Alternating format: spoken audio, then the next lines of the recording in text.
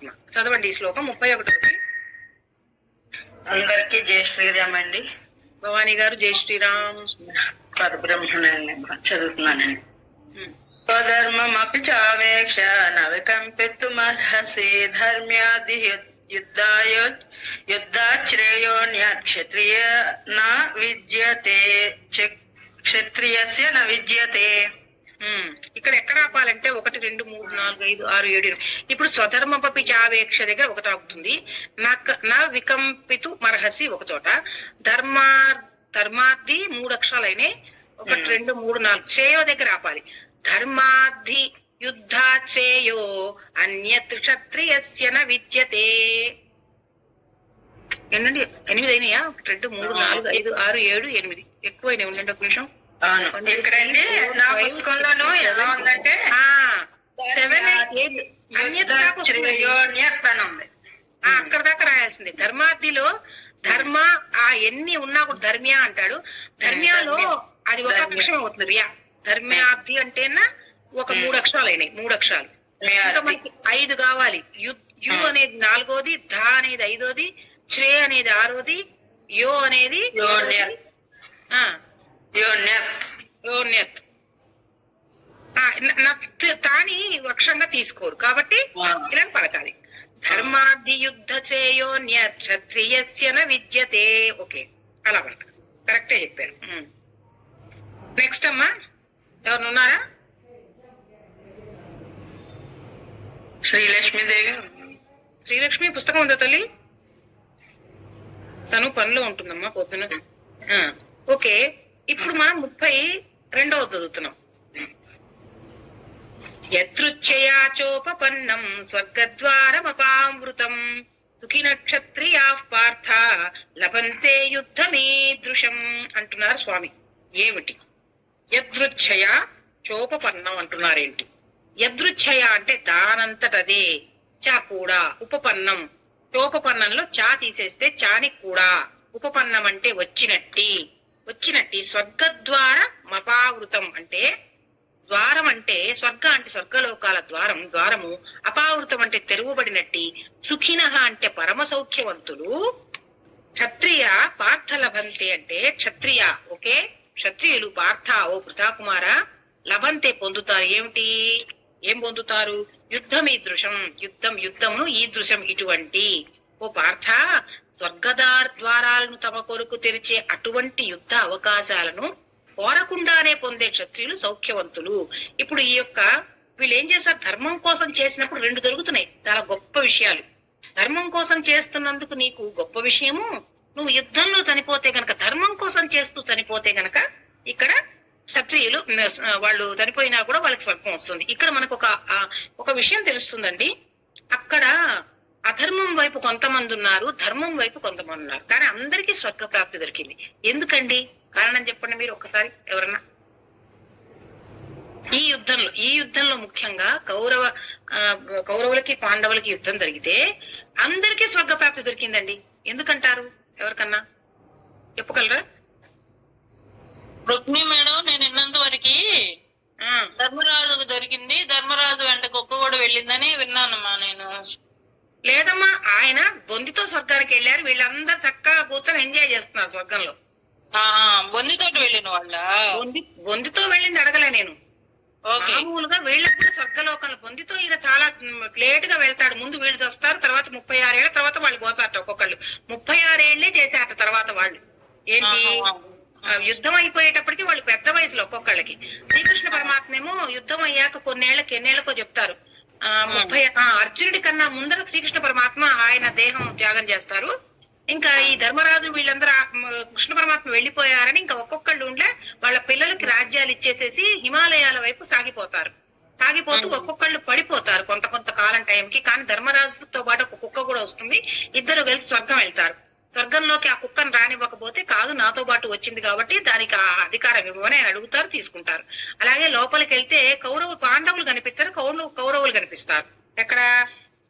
స్వర్గలోకంలో. ఆ కథ వేరే అన్నమాట. ఇప్పుడు నేను ఎందుకంటే ఇక్కడ అధర్మం వైపు చాలా మంది సైనికులు ఉన్నారు. అధర్మం వైపు రాజు చెయ్యమన్నాడు, వాళ్ళు అధర్మమైనా కూడా చేస్తున్నారు. ఆఖరికి భీష్మాచార్యులు వారు కూడా అటువైపే ఉన్నారు. తర్వాత ఏమో ద్రోణాచార్యుడు కూడా అధర్మం వైపే ఉన్నారు. కానీ వాళ్ళకు కూడా అందరికి కూడా ఎందుకు వచ్చింది అంటే అసలు కావాలని కృష్ణ పరమాత్మ ఏం చేశారు, ధర్మక్షేత్రమైన కురుక్షేత్రంలో యుద్ధం చేయించారు. కురుక్షేత్రానికి ఒక మంచి దాని ఒక వరం ఉంది. ఏమని, ఈ క్షేత్రంలో ఎన్ని యాగాలు, యుగం అంటే యుగం కాదు, వాళ్ళ కౌరవులు ఉన్నారు. కురు అనే వంశం నుంచి కౌరవులు అనే పేరు వచ్చింది. అయితే కురువంశం నుంచి వీళ్ళు కూడా కురువంశీయులే, ఎవరు మన ధర్మరాజు వాళ్ళు కూడా.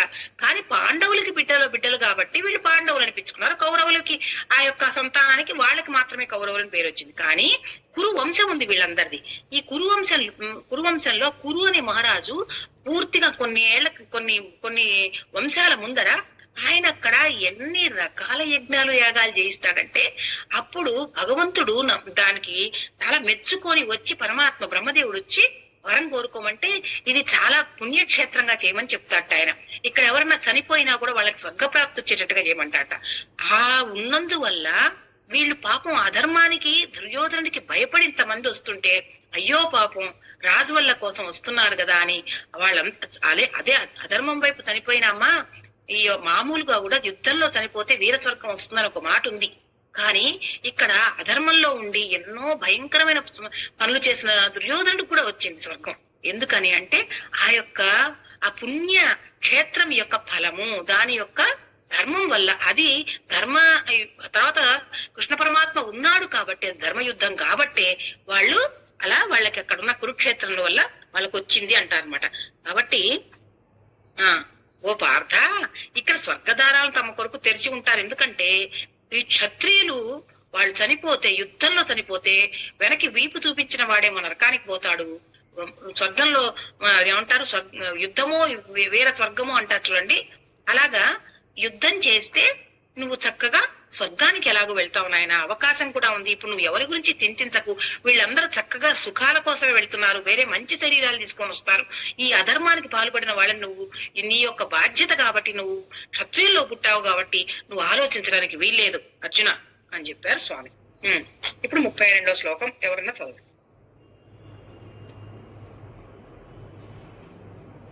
భవాని మేడం చదువుతున్నాను. యత్రక్షయోపన్న స్వర్గద్వారమపావృతం సుఖిన క్షత్రియ పాఠ లభంతే యుద్ధమీదృశం. ఓకే, నెక్స్ట్ శ్లోకానికి వెళ్దాం. 34వది 33వది. ఓకే.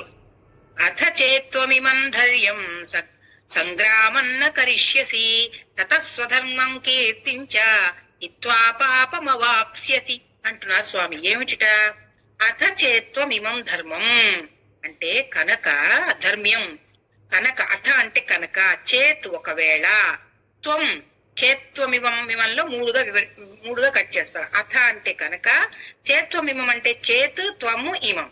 చేత్ అంటే ఒకవేళ, త్వం నీవు, ఇమం ఈ యొక్క, ధర్మ్యం సంగ్రామం అంటే ధర్మయుతమైన సంగ్రామం అంటే యుద్ధమును, నా కరిష్యసి చేయకపోతే, అంటే అప్పుడు స్వధర్మం అంటే నీ ధర్మమును, కీర్తించా అంటే కీర్తిని, చ కూడా, కీర్తించా అంటే మొత్తం ఒక వర్డ్ కాదు, కీర్తిం అంటే కీర్తిని, చ కూడా, చ అంటే ఎప్పుడు కూడా సంస్కృతంలో కూడా మరియు అని వస్తుంది అనమాట. అండని పెడతావు ఎట్లా, చ కూడా హిత్వా కోల్పోతావు, పాపమును అవాప్స్యసి పొందుకుంటావు, పాపాన్ని చక్కగా పొందుతావు అని చెప్తావు. ఎందుకు పాపం పొందుతాడైనా?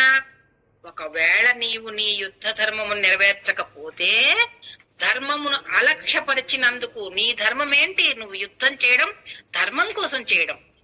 ఒకవేళ నువ్వు చెయ్యకపోతే నువ్వు తప్పకుండా పాపం పొందుతావు. ఆ విధంగా యోధుడిలాగా ఉన్న కీర్తిని కూడా పోగొట్టుకుంటావు, రెండూ పోగొట్టుకుంటావు. अच्छा, मोबाइल वहाँ है, मैं उठ ले, मैं दूर जाती हूँ तो उनको ना सुनाई नहीं देता. हाँ, उस टाइम चली गई थी. అయితే ఏమంటున్నారు, నువ్వు యుద్ధ ధర్మం నువ్వు నెరవేర్చాలి, నీ ధర్మం. ఒకవేళ నువ్వు చేయలేదనుకో, అలక్ష్యం చేసినట్లు లెక్క, నీకు పాపం వస్తుంది. పాపం వచ్చి నువ్వు నరకానికి పోవడమే కాకుండా నువ్వు ఇంకోటి చేస్తావు. ఇక్కడ చెయ్యవలసిన ధర్మం చేయకపోతే, ఇక్కడ ఎవరైతే ధర్మం పాటించలేదో వాళ్ళు తప్పకుండా నరకానికి వెళ్తారు. ఎందుకని? నీకేదో చనిపోయిన యుద్ధంలో చనిపోతే స్వర్గం ఎందుకు వస్తుందో తెలుసా? నువ్వు పోరాడి చచ్చిపోతే వస్తుంది, గాని నేను అన్నీ వదిలేస్తా, వాళ్ళు చంపినా పర్వాలే. ఒకవేళ యుద్ధం చేస్తే అర్జునుడు చనిపోడు. ఎందుకంటే అర్జునుడు చాలా పరంతపుడు అంటే వాళ్ళ యొక్క శత్రువుని తప్పింపజేసే అంత గొప్పవాడు. నేను చెయ్యనంటున్నాడు. నువ్వు చెయ్యకపోతే నీకేం గొప్పతనం ఏం రాదు, నువ్వు ఎట్లాగూ నరకానికి పోతావు. అంతేకాకుండా నిన్ను చూసి అందరు అపకీర్తి, నీకెంత అపకీర్తి వస్తుందంటే చేతకాని వాడనే పేరు వస్తుంది నాయన. నీకు ఇంత మంచి పేరుండి అలాంటి పేరు తెచ్చుకోవడానికి ఇష్టపడతావా? కీర్తిని కోల్పోతావా నాయన? కాబట్టి నువ్వు మారినందుకు, నువ్వు దాని ఏమంటారు, ఈ యుద్ధాన్ని వద్దని చెప్పినందువల్ల నీకు ఉపయోగం అయితే ఏమీ లేదు. అసలు వాళ్ళని చూసి ఏంటో జాలి పడుతున్నావు గాని ధర్మాన్ని మర్చిపోతున్నావు తండ్రి అనుకుంటూ ఈ కృష్ణ పరమాత్మ ఇన్ని చక్కగా అతన్ని, అర్జునుడు పేరుగాంచిన యోధుడు, మరి పలువురు దేవతలతో శివునితో కూడా యుద్ధం చేసి అది కీర్తిని పొందాడు. ఒకసారి శివుడు పరీక్ష చేయడానికి వస్తాడు అనమాట. కాబట్టి ఏమంటే ఒక సినిమాలో చూస్తాం మనం, కొత్త కన్నప్పలో. అలాగా వేటగారి రూపంలో ఉన్న శివునితో పోరాడి ఓడించి మెప్పించిన తర్వాత అర్జునుడు అతని నుండి పాశుపతాస్త్రాన్ని బహుమతిగా పొందాడు. అర్జునుడు గొప్ప యోధుడని ప్రతి ఒక్కరికి తెలుసు. ద్రోణాచార్యుడు కూడా అతనికి వరాలనిచ్చి గురువుగా ఎంత ఇష్టం అంటే ద్రోణాచార్యుడికి అందరికన్నా ఎక్కువ ఇష్టపడతాడు. ఎందుకంటే ఇతనికి శ్రద్ధ ఎక్కువ, కాన్సన్ట్రేషన్ ఎక్కువ, చాలా ఫోకస్ తో ఉండేవాడు అనమాట. కాబట్టి విశేషమైన ఆయుధాన్ని ప్రసాదించాట ఎవరు? ద్రోణాచార్యులు కూడా. ఈ విధంగా అతడు స్వర్గరాజు తన జనకుడైన ఇంద్రునితో పాటు పలువురు ప్రామాణికల నుండి పలు యుద్ధ యోగ్యతలను పొందాడు. స్వర్గరాజు అయిన ఇంద్రుడి కుమారుడు అంటారు. ఇంద్రుని యొక్క ఆశీర్వాదంతో పుట్టాడు అర్జునుడు.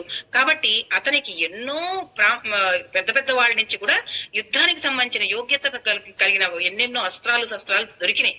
కానీ అతను యుద్ధాన్ని విడిచిపెడితే మాత్రం క్షత్రియునిగా తన విశేషమైన ధర్మాన్ని అలక్ష్యపరిచినట్టుగా అవుతుంది. పేరు ప్రతిష్టలు కూడా కోల్పోతాడు. ఆ విధంగా నరకానికి రాజమార్గాన్ని తనే తయారు చేసుకుంటున్నాడు. ఇంకొక రకంగా చెప్పాలంటే యుద్ధం చేయడం వల్ల కాక యుద్ధం నుండి తప్పుకోవడం ద్వారా అతనికి చాలా నష్టాలే ఉన్నాయి. చెయ్యక తప్పదు. ఇది ఒక్కటి చదివేసి చదవనండి. చదవండి. అత చేత్వమిమం ధర్మ్యం సంగ్రామం న కరిష్యసి తతః స్వధర్మం కీర్తిం చ హిత్వా పాపమవాప్స్యసి. అదనమాట. కాబట్టి ఇంకెవరు చదవట్లే. కాబట్టి ఇప్పుడు నేను 33 ఇంకొక 4 చదవచ్చు. ఎందుకంటే ఈ రోజు ఆవిడ రావట్లేదు, మనకు పుస్తకం చదవట్లేదు. మన పెట్టారు మేడం, శైలజ మేడం, అది దాన్ని ఏమంటారు, ఆవిడ రావట్లేదని. నేనేమో ఇది ఇంకా సగం వినలేదు. మనం పెట్టుకుందాం 12:30కి. ఒకవేళ కొంచెంలో అయిపోతుంది. ఒకవేళ ఇది 34 కదా, చదివేస్తున్నానేంటి. 34ది.